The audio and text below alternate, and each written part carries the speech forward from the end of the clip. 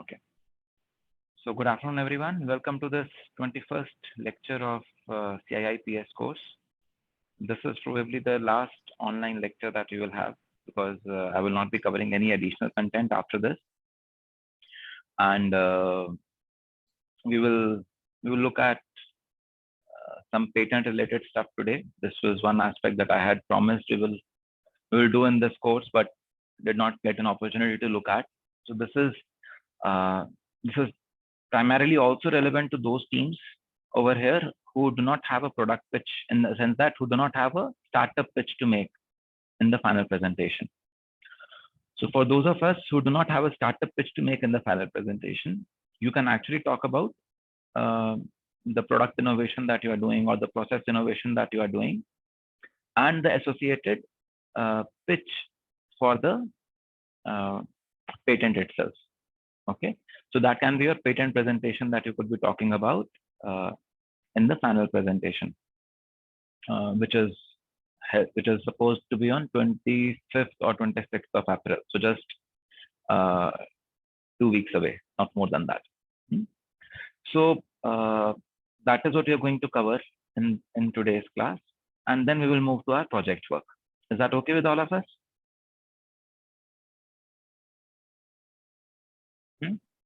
Yes, sir. Yeah.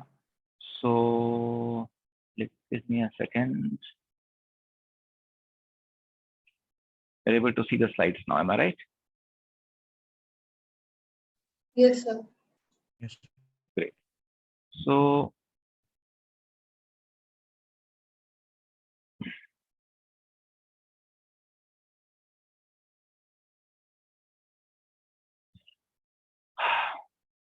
this is one chart that I had shown you long back when I introduced TRIZ to you. In this chart, we have the number of patents that Samsung filed every year since 1995. Okay, 1995 to 2014, 20 years chart this is. And you notice that there is a at once jump, from less than 500 patents per year to something like 1500 patents per year in the zone of 1997-98. And that was the time when TRIZ was introduced to Samsung. So in a way, we are saying that there is some correlation between TRIZ and patents that a company files. That is why we are also talking about patents in this class today.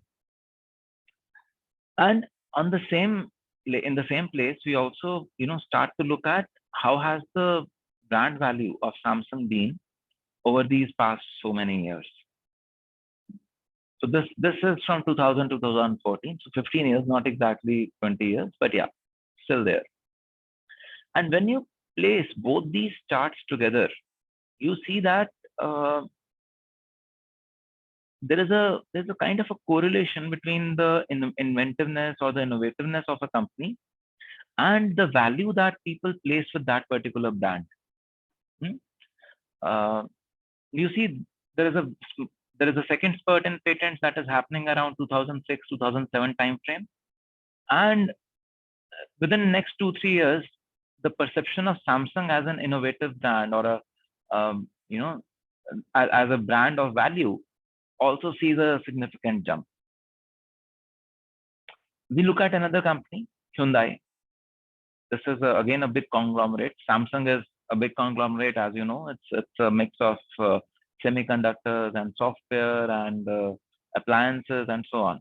Hyundai also, it's a South Korean company, again a big conglomerate.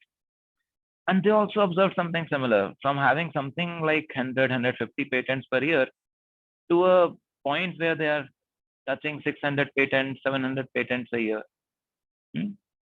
And if you look at their brand value, that also saw a sudden spurt in the brand value.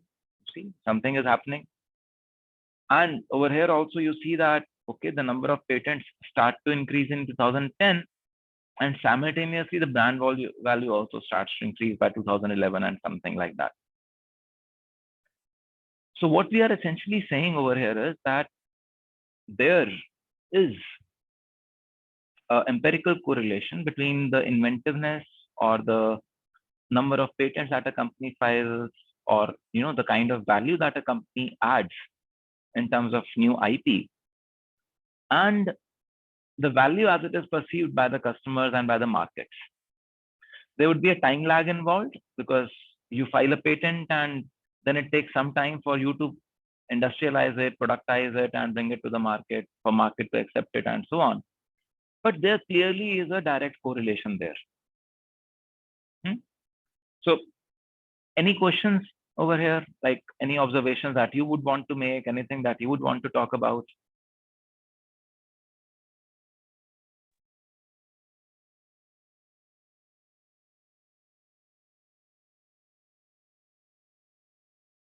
No challenges? ऐसा क्यों भाई?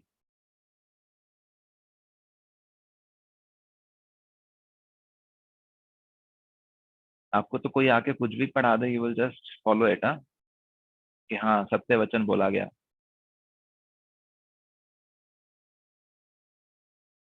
Any questions?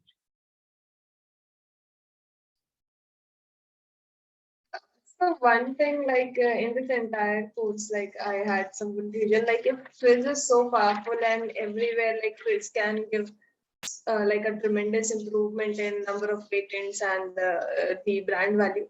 So why is not it this much popular? Like before this course, I haven't heard of TRIZ earlier. Neither in any curriculum I have heard it. So like, why is it so confidential if it is helping companies in such a great way? In fact, my friends at Samsung don't even know about this. And Samsung has a full internal association of TRIZ, International Association of TRIZ in Samsung. There is a full association of TRIZ in Samsung where practitioners of TRIZ actually pick up products, invent and innovate on them, and then file patents around them. They develop new methodologies around TRIZ as to how to maximize value of TRIZ for their products and the brands per se. Yes, so why is it not introduced in the very introductory session, maybe in Samsung? Because invention can happen at any level. Even like a simple engineer who is working can invent. So you tell me. So Shanvi, you have now experienced TRIZ. You've kind of covered almost the entire level 1 course. How easy or difficult is it to implement TRIZ? So if we have a clear idea, like if the problem statement is something which is very well understood, then the confusion is less and implementing TRIZ is easy. Yes. But let us say a new joinee joins the company. Does he or she even know what the problem statement is about? What the work is about? वो तक नहीं पता होता है ना Shanvi? Yes, sir. So TRIZ cannot be given to people who do not understand the nuances of what do you say? Who do not understand the problem well. Yes, sir. Then why am I giving TRIZ to you? It's like not only to apply TRIZ in very complicated problem, but like whatsoever problem we face, maybe in other subjects as well. So like as a handy tool, not only for patents, but in other domains as well. Yes. So see, what has been happening is that TRIZ for all its development till now has always been a tool of engineers, and that too engineers of high caliber, and that too of people who have very good understanding of the problems at hand, or at least are very well versed with transitioning the levels of abstraction from one to another. And therefore TRIZ has always had this huge aura around it that okay, only certain set of people will be able to use TRIZ. But that was not what Altshuler's vision was. Altshuler wanted everyone to know TRIZ. In fact, he used to have special sessions for children, school children, to start to think in an inventive manner. And there are different sets of people across the world who are trying to demystify and simplify TRIZ and bring it to college level, to school level, so that when needed, each one of us can utilize these inventive principles, can use these tools for better problem solving. So that it is powerful is evident from these results. You ask me, why is it not used?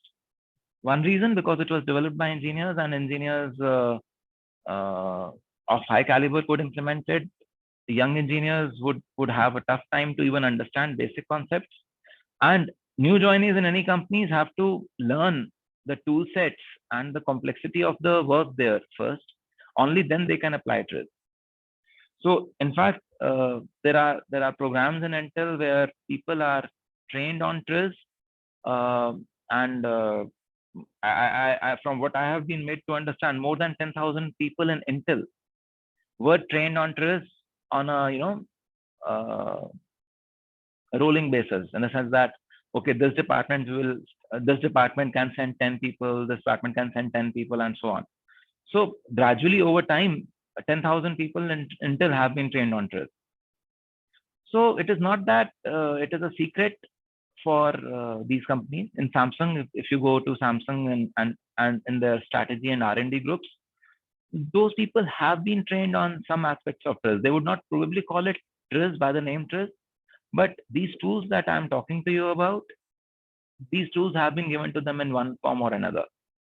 Many of these tools. And then there is a separate TRIZ association of Samsung where people are actually using classical TRIZ. The versions that you would see people at Intel or at Samsung using would be watered down versions, which would help relevant engineering systems to innovate in their domain, not really burdening them with the entire process and everything. As the problems become complex, they are referred to the strategy teams, and strategy teams apply TRIZ as experts, as professionals. Does that answer your question? Yes, sir. Yes, sir. I truly understand, because to apply TRIZ, you need to have an overview of the entire project. But like new joinees, they only get to know a glimpse of what actually they're doing. So Yes. TRIZ basically at that level. Yes, sir. Thank So you. you have to have you have to have the overview of entire start to end. Now I am able to still teach you TRIZ because over here we are talking about big problems which affect us, which impact us. Or I am talking to you about your entrepreneurship idea, where it is your idea. You have to implement it, and you can use TRIZ for going forward, backward, and so on. So it makes sense for entrepreneurs, whether they are engineering based entrepreneurs or otherwise, to know such tools so that they can ideate and solve their problems better. That is the reason this course is happening here, and that too in the entrepreneurship track. Not to track, yes, sir. Not in a regular ECE course. Yes, sir. Yes, sir. Absolutely made me clear. Yes, thank you, sir. Yeah. So now, if any further questions, anyone else who is confused about why are we studying TRIZ in the first place?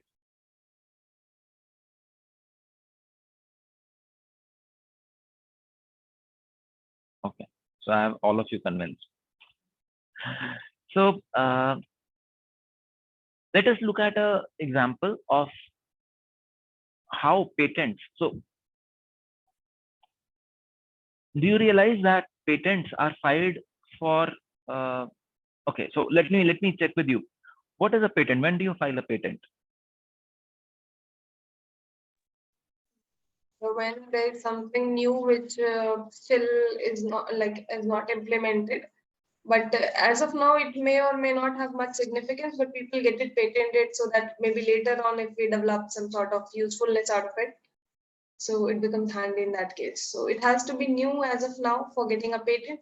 Usefulness obviously can be we can get that later, maybe. And one more thing, there has to be this. So okay, so Devajit is also saying it has to be a new idea, novel idea.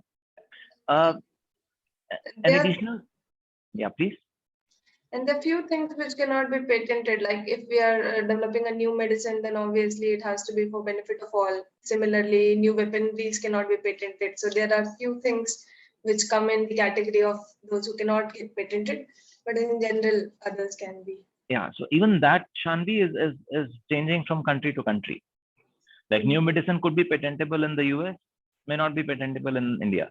India, yes. Huh? the way of, so for example, in India, you cannot file process patents. You can only file product patents. So for the new medicine that you're talking about, you cannot file a patent on how to manufacture that particular chemical. You can only file a patent on this chemical can be used to cure this kind of a problem. And then someone can use that chemical, mix some other chemical in it, and say that, okay, this mixture is not violating your patent because you never talked about a mixture. You wanted to protect the chemical to be so you cannot. So that is how generic medicine is in picture in India. That is how India is the biggest manufacturer of generic medicine in the world. Yes. So depending on from country to country, something could be patentable and another thing could not be patentable. Now, many times in your product innovation system, or as you are working on methods to add more value to your products, you will come across a situation where what you thought of is already patented. What do you do in that case? If you come across something which has already been patented and you know TRIZ as you know it till now, what can you do?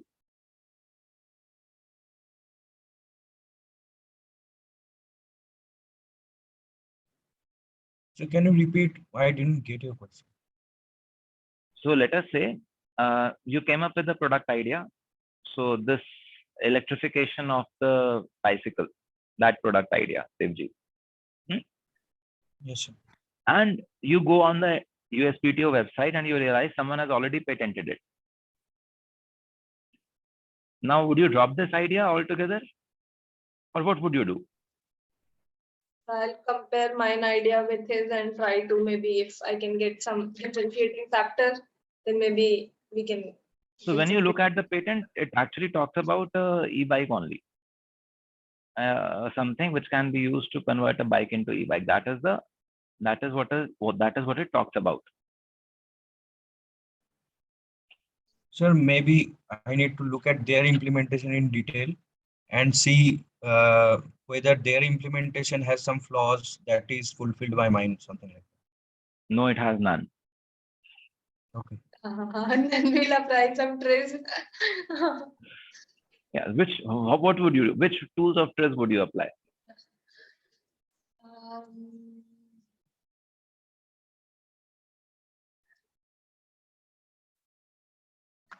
Some benchmark. Okay. Benchmarking, yes. One could think of it that their solution has all this. So what we are proposing has something more. So kind of differentiating. But you know what happens?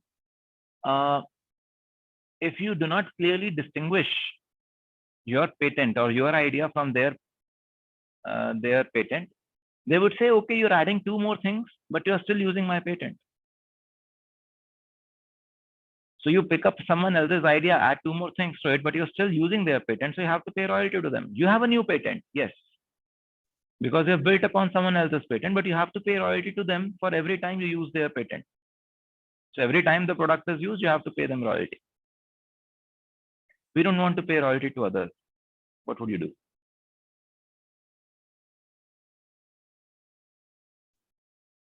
Sir, in that matrix, to solve the same problem, we have multiple solutions. So maybe in one patent, they have used some other way of solving the same problem. So maybe we'll look on to finding some other ways to solve the same problem in some other way. Yeah, think about, so now you're not thinking about TRIZ tools yet. You're thinking about, oh, how do I solve this? You talked about TRIZ tools, quite a few of them. Which TRIZ tools would you use?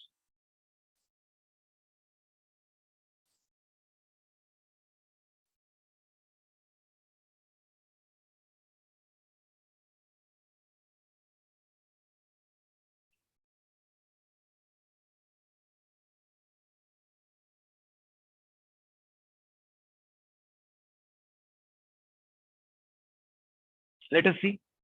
Is it okay? So there are demands, right? Like we need our patents to be accepted as well, and we don't want to pay royalty to them as well. So we want the same product as they have, but we don't want to pay royalty to them. So then how means. Let's see. Let's see an example. So we will look at an example of what is called as patent circumvention. That is, someone has filed a patent and you want to circumvent it. So the first thing that you do, is to, okay, let us look at this example. This is a method to create painted chocolate that was patented by Mr. Robert B. Waters, where he said that I could have, pictures put on a chocolate, and this thing is patented. And the independent claim 1 of the patent describes the said method comprising of 7 steps. What are those 7 steps? 7 steps are: make edible paper, roll edible paper into plastic or wax paper sheet in thin coating, fill standard inkjet printer cartridge with microfiltered food coloring. So food colors use karo. Place paper in the printer. Using graphics program, create color image. Using printer, print image onto the edible paper, load it therein. Cut edible paper into having a paper that has the image printed on it to size for placement onto the mold. Place cut edible paper onto mold. Fill mold with chocolate or chocolate coating, forming a bond between chocolate and edible paper as chocolate is allowed to cool. Remove chocolate and edible paper bonded thereto from the mold and wrap the mold for distribution and sale. Is the process clear? Any questions on the process?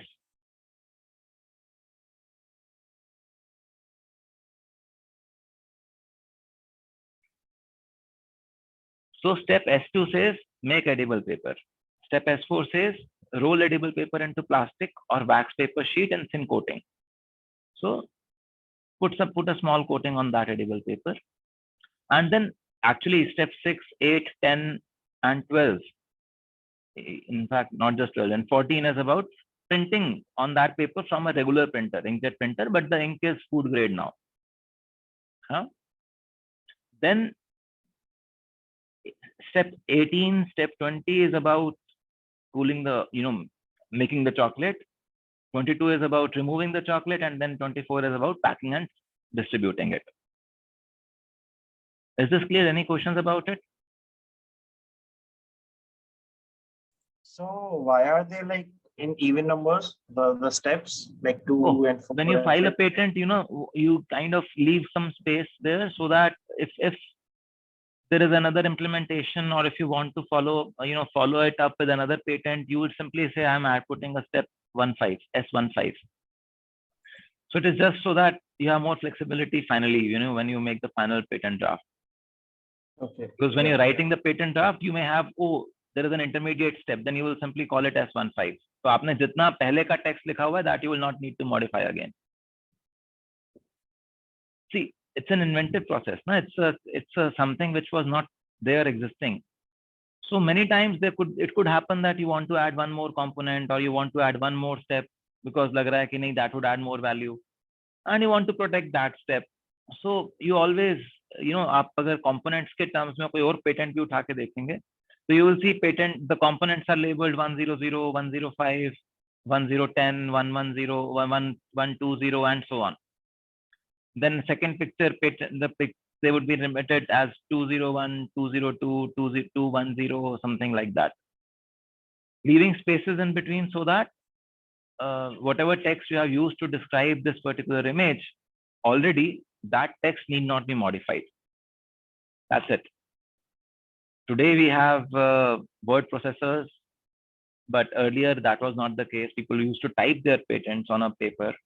And that was the time when they said, okay, even if I need to make a modification, jo pages already type kar diye, I will not have to retype all over again.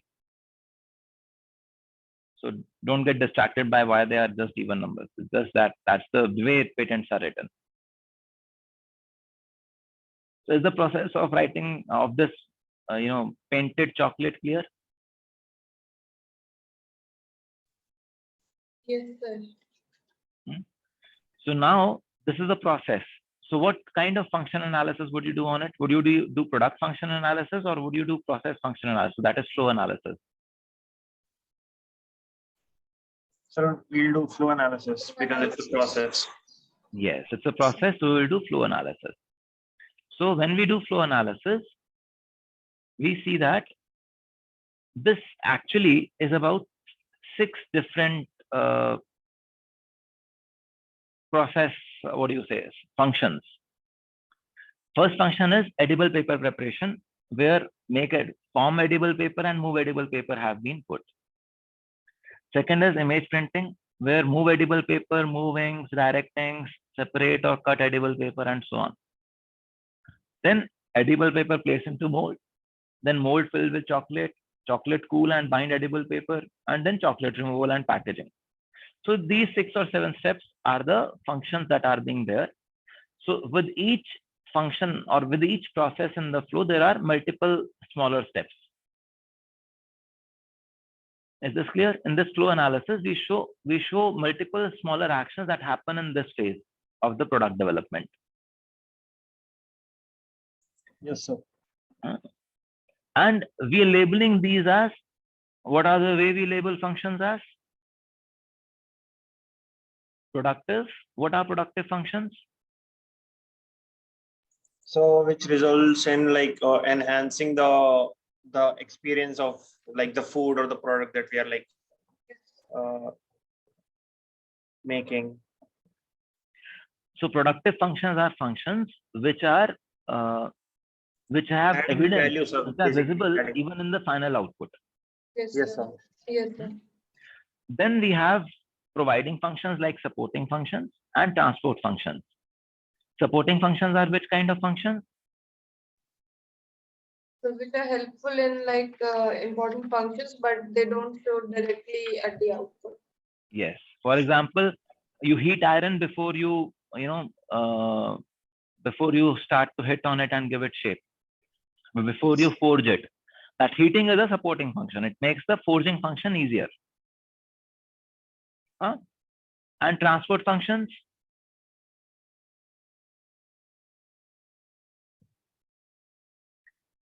What are transport functions?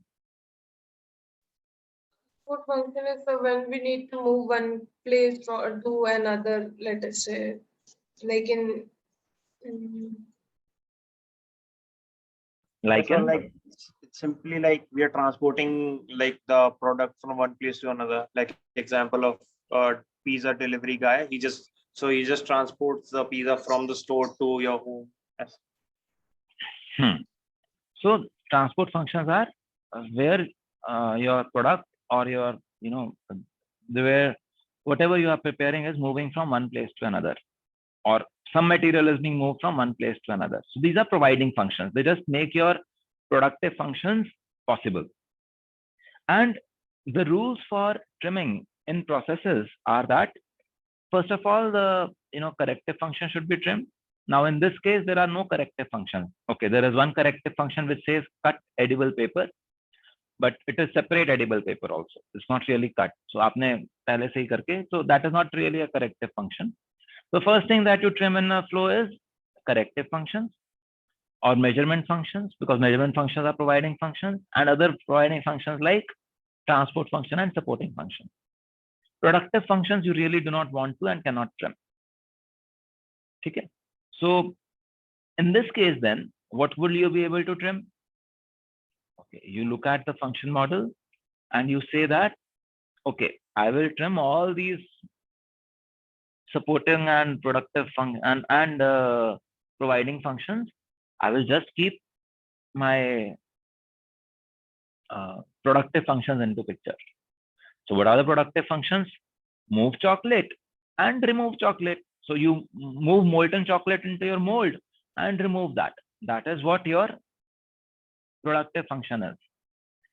And the remaining edible paper, move, print on edible paper, everything, all that is providing functions, because your final goal was getting a chocolate which has an image printed on it. And that is what you're looking at. So when you removed all those providing functions, you said that, okay, I want to do the function of cooling and moving inks and etc. all in the chocolate removal stage. So How the team arrived at this, we will not go into those details. I'm just quickly showing you. They looked at the patent and they said, okay, we also are making painted chocolates, but our painted chocolates are made differently. We will do some steps differently so that we are not violating their patent at all. So what do? They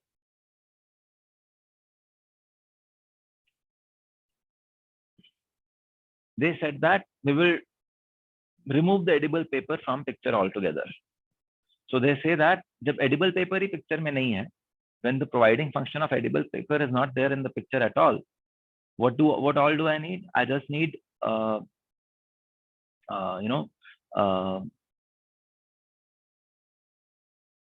paper nahi hai, so all the functions that link to edible paper can be removed. So edible paper preparation part is removed, image printing on edible paper is removed, edible paper placing into mold is removed, and another trimming rule D has been used where we said that we want to remove the supporting functions there.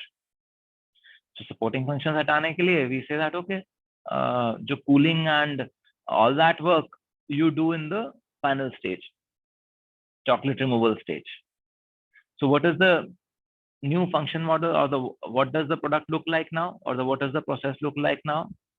The process looks something like this. You say that, okay, I will put my chocolate into mold and I know this is the place I have to print my image. I will actually print my image directly on the chocolate. I will not use edible paper at all. And in that way, they have a patent circumvented, and they could actually file a patent on, okay, how to print image directly on a chocolate. So what had they done in their process? They had merged the last function, chocolate removal. So this was the only function that there was. You remember? So this was the only function that was there initially.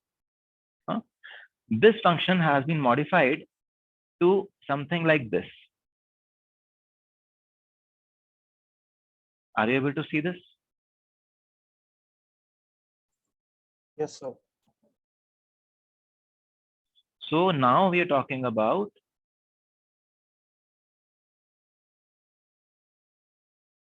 a new process where cooling chocolate and moving inks happen in the chocolate removal phase. And therefore, they were able to file a patent around this one. So what is this method that we are looking at? Can someone generalize it for all of us?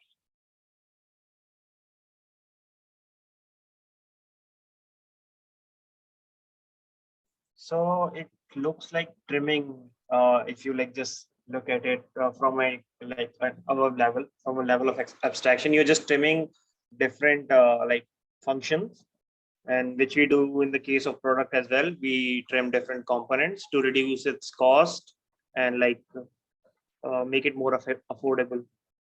So it's similar like trimming. So we can just circumvent a patent by trimming some things or some processes or some steps from it, and making it and present it as a new patent without paying the royalties. What would you do with the product? So with products also, I think what we'll do is, if our products need something which cannot be patented and needs their patent or someone else's patent, which we need to give royalty, so we can make a new product for that, or we can do something we can get rid of that component from our product, and the remaining of our product we can patent that. So same product, different product with same work. Let's say there's a humidifier they have with some patent, so we can again make a humidifier with different product design or something. Mm-hmm. So can I say that the first step when you want to analyze and circumvent a patent, over here what was done? What was the first step that they did to analyze the patent? Find out what are the functions, like what are important functions, what are transport functions, identify different functions. So first thing that you do is study patent and do flow function analysis. Are you with me? Yes, sir. And once you do the function analysis, what do you then start to do?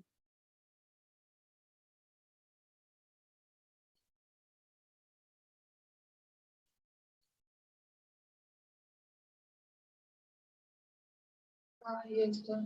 Identify value added by different processes or components. Different processes नहीं कहेंगे, process steps कह सकते हैं. Am I right? And then you do trimming. Do you realize the importance and significance of trimming now? Yes, sir. Like in this example, it was very, very valuable. Initially, we thought that trimming can be on like only useless stuff, but now I think even useful stuff can be trimmed and they can be like done in a different way. So even very relevant and very useful stuff can be trimmed, and you could arrive at what do you say? How do I put it? You could arrive at new products and new patents. And what trimming does is, because it takes the first independent claim and trims that, you are not violating their patent at all. See, जो पहला solution आया था that okay, we will do a TRIZ benchmarking, we will do a feature analysis, we will see what are the features that we add extra over them. Then you're adding something extra. You're adding something extra, it means you're already using what they are giving you. And in that sense, you're already violating their patent. You have to pay them royalty. Trimming says that I'm not using what you said because I'm using lesser components than what you required in your solution. In your claim 1, you said you want all these steps to be there. I'm using fewer steps than that. Therefore, I do not violate your patent. So I studied your patent. I actually used the idea of your patent, and I did everything that was needed from your patent only. But I'm not violating your patent now. Are you able to see this? Yes, sir. And that is where these tools that we have studied in this course can actually help you, navigate the patent landscape. So we just looked at one example of patent circumvention in a process flow. You can also, we can also look at examples of patent circumvention in product flows, so to say, and in product analysis also, and you could come up with new products or patented products. The process remains the same. You do functional analysis, you identify the value that different process steps or components add, and then you arrive at the, come up with a trimming model, and you start to trim components such that obviously possibly the cost would reduce, and also very interestingly, you can now file a new patent which does not violate or you can now not just do it, but you are now actually capable of filing a new patent and protect the innovation that you brought in.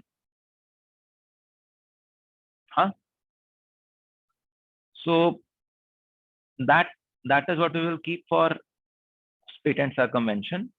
Now that you looked at patent circumvention, when you are writing patents yourself, how should you analyze and write your patents?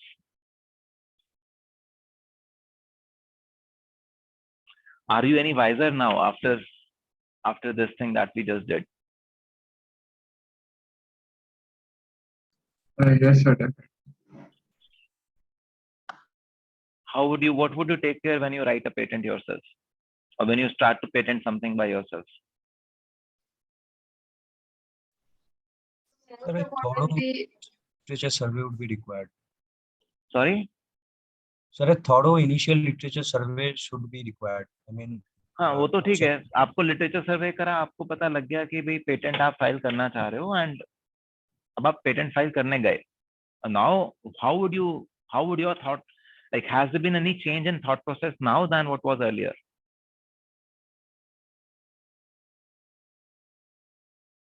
तो जो simplest possible way हो उसे करने का, I think उसके patent का better value होगा rather than complicating the process. Like initially the process was very complicated, so even if we get it patented, तो इन द लॉन्ग रन अपने को भी वो चीज इम्प्लीमेंट करने में बहुत प्रॉब्लम होगा. So like we can get a patent, but हमेशा एजेंडा ये हो कि like minimum number of steps में maximum output रहे. So what we are essentially saying is that when you write a patent yourself, or when you are filing a patent yourself, you should first make the function model of your claims and see that is there any component which could be removed. If it can be removed, someone will definitely remove it and violate your patent. You yourself, it is better that you yourself remove that component. So we basically make our patent circumventable. Nahin, opposite of that. Basically, we make it unhackable, sort of, Yes. so that others You have won't be able to- to circumvent it. Yes, you have to analyze your patents from a patent circumventor's eye Yeah. Okay. and make it uncircumventable. Yeah, that's all. है ना? And actually, as you make your patent strong and strong, it becomes uncircumventable. What that means is the value of your patent actually goes high. Yes, sir, because eventually we'll be getting the royalties all, like whenever someone uses our technology, Yes. and they won't be able to do anything about it. So if you are able to patent something which is very trimmed, then first thing is the cost of that implementation is lower. Second is you're covering a much bigger market, and you will get much larger revenue when someone wants to enter into that market.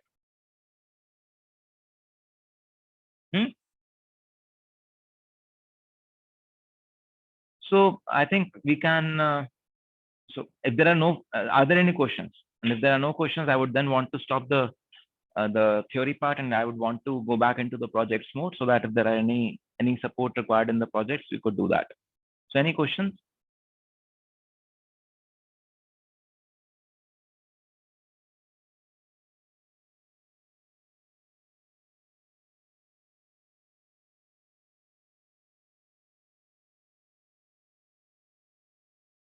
No questions? Okay, then I will stop the recording.